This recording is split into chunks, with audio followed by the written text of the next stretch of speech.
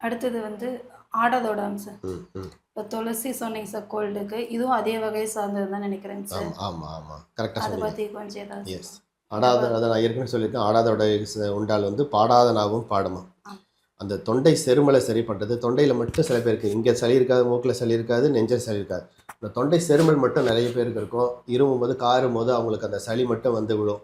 இதை எப்படி சரி பண்ணுறதுன்னு அவங்களுக்கு புரியாது. இங்கிலீஷில் மாத்திரையை வாங்கி சாப்பிடுவாங்க, சித்த மருந்து சாப்பிட்டு பார்ப்பாங்க. ஆனால் அது சரியாகுது. அவங்களுக்கு வந்து இந்த ஆடாதொடையினுடைய இலை வந்து ஒரு முக்கியமான பங்கு வகிக்குதுமா. ஆடாதொடை வந்து இலையினுடைய சூர்ணம் வந்து ரொம்ப முக்கியமான இந்த தொண்டை செருமலுக்கு, தொண்டை பகுதியை பாதுகாக்கிறதுக்கு ஆடாதொடை வந்து ஒரு முக்கியமான மருந்தாக பயன்படுது.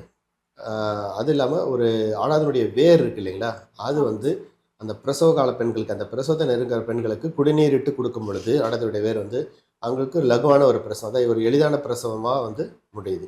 அதான் ஒவ்வொரு மொழிக்கும் தெரிஞ்சது ஆடாதொடையினோட சளின்றது எல்லாருக்கும் தெரியும். தெரியாத பகுதி வந்து இந்த இது ஆடாதொடை வந்து நரம்பு படபடப்பு, ஏற்கனவே துளசிக்கு சொன்ன போல தான் அந்த படபடப்பையும் குறைக்கும். அதே சமயத்தில் இந்த பெண்களுக்கு அந்த பிரசவ வலியை வந்து குறைச்சி ஈஸியாக டெலிவரி பண்ணுறதுக்கான இந்த மருந்து வந்து உதவுதுங்கம்மா. ஆமாம், நன்றிங்க சார். இப்போ நம்ம வீட்டுக்காகவே எல்லார் வீட்டுக்காகவுமே இருக்குங்க சார் கருவேப்பிலை. இது போன எரிச்சலாம் பார்த்துச்சிங்க சார். ஆமாம். இப்போ அதை பற்றி ஏதாவது எதுக்காக யூஸ் ஆகுதுன்னு கொஞ்சம் சொல்லுங்கள். ரைட். கருவேப்பிலை வந்து அதிக விட்டமின்ஸ்கள் பொருந்திய ஒரு கீரை, ஒரு மூலிகை கருவேப்பிலை. அது வந்து உணவில் கட்டாயம் நம்மளே அறியாமல் நம்ம எல்லாருமே சேர்த்திக்கிறோம். ஆனால் குழந்தைங்க முதல்ல தூக்கி அதை தான் வெளியே வைப்பாங்க, கருவேப்பிலை தான் தூக்கி வைப்பாங்க. ஆனால் அதனால என்ன சொல்கிறேன்னா, அதை வந்து ஒரு ஈஸியான உணவுப் பொருளாக மாற்றுறதுக்கு அதை வந்து அரைச்சி ஒரு கருவேப்பிலை பொடியாக வச்சு அதற்கு நல்லெண்ணெய் கலந்து அதை இட்லிக்கோ தோசைக்கோ நம்ம பயன்படுவது குழந்தைங்க அதை ஈஸியாக விரும்பி டேஸ்ட் பண்ணுவாங்க. அப்போ நீங்கள் வெறும் கருவேப்பிலை தாளித்து அதை வைக்கும் பொழுது அதை ஈஸியாக அவங்க அதை ஃபஸ்ட்டு எடுத்து அதை தான் குழம்புலேருந்து அதை எடுத்து தூர வைப்பாங்க.